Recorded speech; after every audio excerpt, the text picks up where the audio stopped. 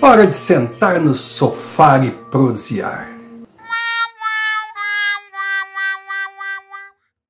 Na temporada 2025, Esporte Clube Internacional tem nome e sobrenome: Penaltinter Caicai.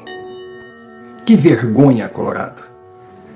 Irá completar 15 anos sem um título de expressão fora do Rio Grande do Sul e ainda carregando o título glorioso de Pitulinha da CBF. Que final de carreira, hein, senhor Barcelos? O que a sua política fez com o Esporte Clube Internacional? E consegue manchar até a carreira de um grande jogador, Alan Patrick. Alguém dirá, não, o Alan não tem nada a ver com isso.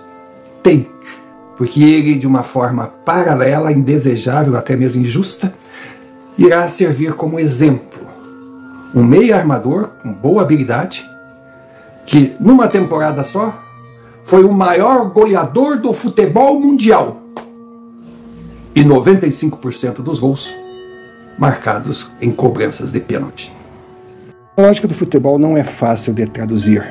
Bola, como toda mulher, tem seus segredos, mas não peca pelo egoísmo. Eles são revelados nas entrelinhas, basta prestar atenção.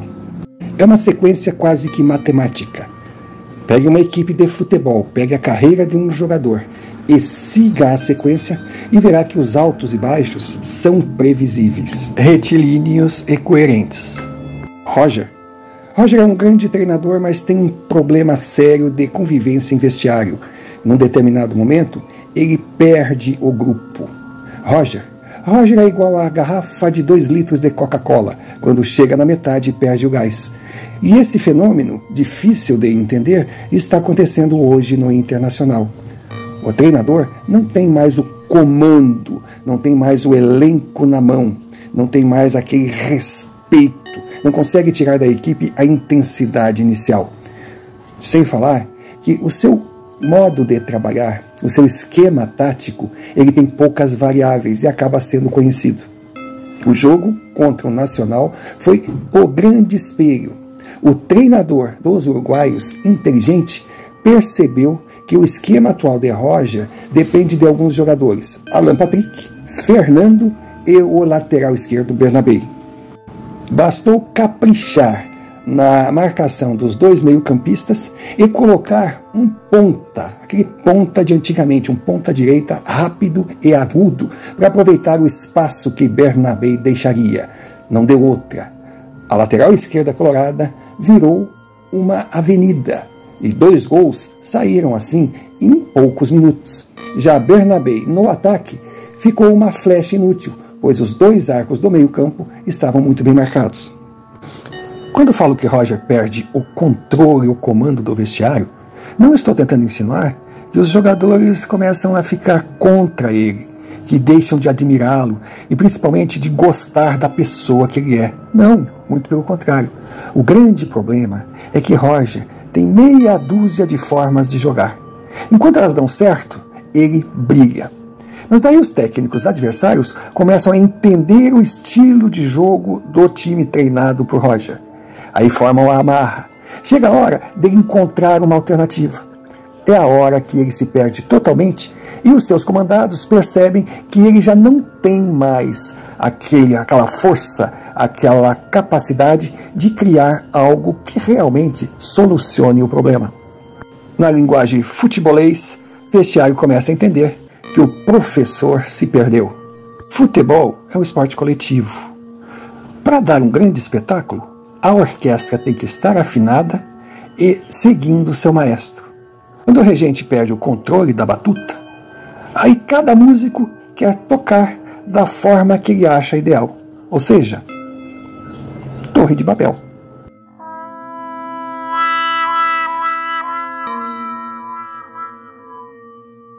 No Grenal, o Grêmio, apesar de ser um time totalmente perdido, uma maionese que desandou na mão de Quinteiro, conseguiu encarar o Clube Vermelho de igual para igual.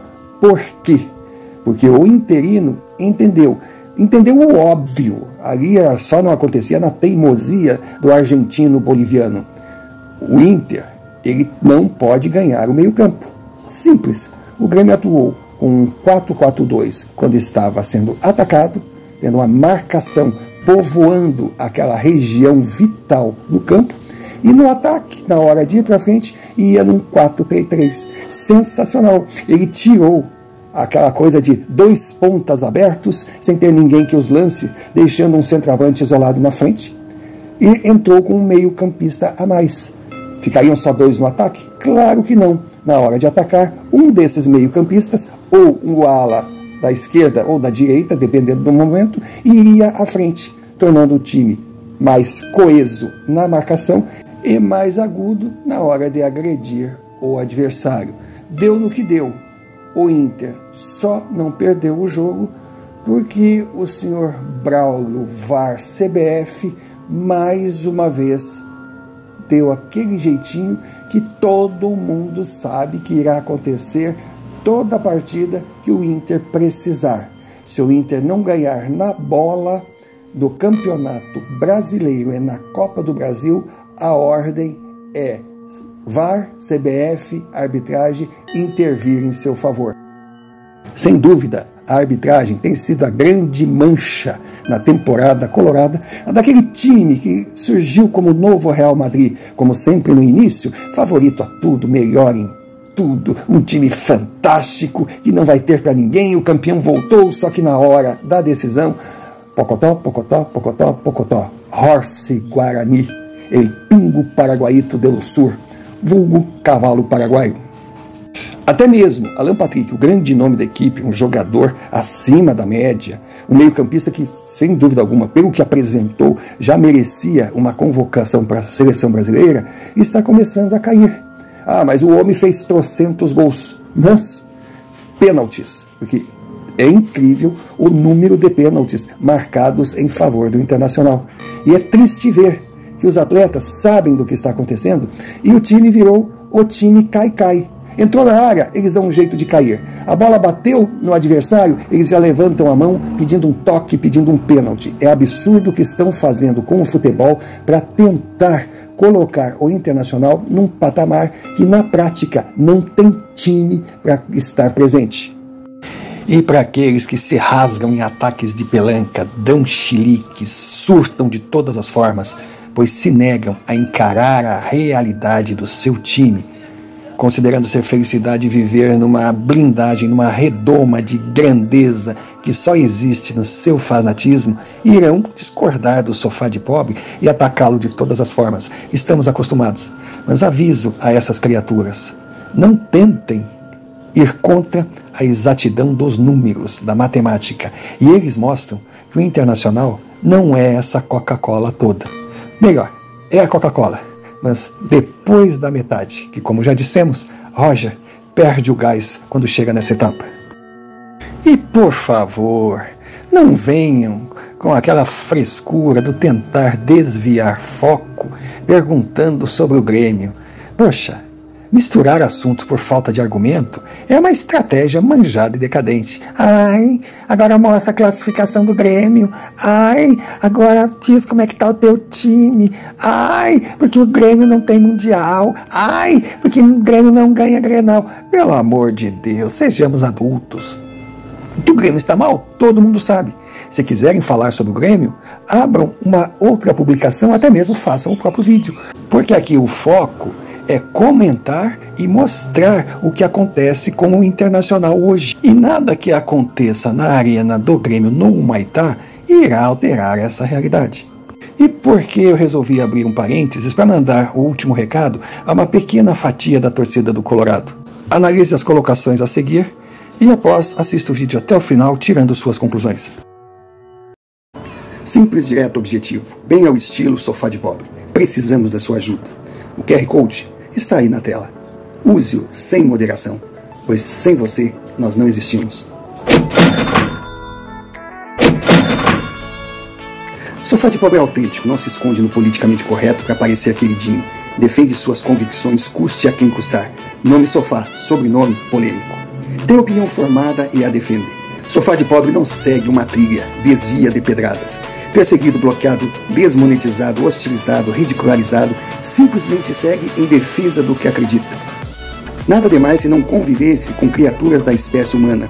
Entre elas, um número significativo de pessoas que acreditam ter o direito de falar o que pensam, sendo extremista ao ponto de ostentar a bandeira do tolerância zero ao contraponto. Difícil saber se você pertence ao grupo do pró ou do contra. Se for pró, ajude-nos a continuar. Se for contra, muito obrigado por prestigiar e estar assistindo esse vídeo e mesmo discordando, continue. Críticas construtivas sempre serão bem-vindas. As ofensas para nós são a certeza de que estamos no caminho certo, pois diante das reações intempestivas que enfrentamos, temos a certeza que o que falamos tem sim a sua importância, por serem verdades sempre baseadas em argumentos concretos difíceis de serem desmentidos. Efeitos colaterais são coerentes. Nos tornamos alvos daqueles que acreditam que, atacando quem publica, irão minimizar o teor do publicado. Em resumo, o Internacional montou uma boa equipe, tem um treinador médio, só que a mídia transformou esse boom que aconteceu com a chegada de Roger Machado no surgimento de uma equipe imbatível, o que não é. É um bom time que pode sim chegar longe numa Libertadores, chegar longe numa Copa do Brasil e ficar ali entre os 8 primeiros colocados do Brasileirão. Títulos, nem pensar, a não ser que a arbitragem chegue numa situação de uma pornografia tão escancarada que faça de tudo e mais um pouco para que esse time limitado consiga sair dessa fila que tanto incomoda interesses paralelos. O bom senso determina que prestemos atenção nos mínimos detalhes, até mesmo aqueles que passam desapercebidos pela maioria esmagadora. Assim chegaremos à conclusão de o quão frágil é essa excelente fase colorada. Os pênaltis convertidos por Alan Patrick, igual ao técnico Roger, têm prazo de validade. Os goleiros estão mostrando uma total falta de inteligência e desconhecimento da posição. Estão pulando antes do número 10 colorado bater na bola. Basta eles ficarem parados e esperar o chute. A bola sempre virá a meia altura e quase que no meio do gol. Ele não é um bom batedor de pênalti. É apenas um jogador inteligente que está jogando com o amadorismo dos goleiros. Amadorismo esse que também está com dias contados. Não é possível que eles não percebam como é fácil defender uma cobrança do destaque do time colorado.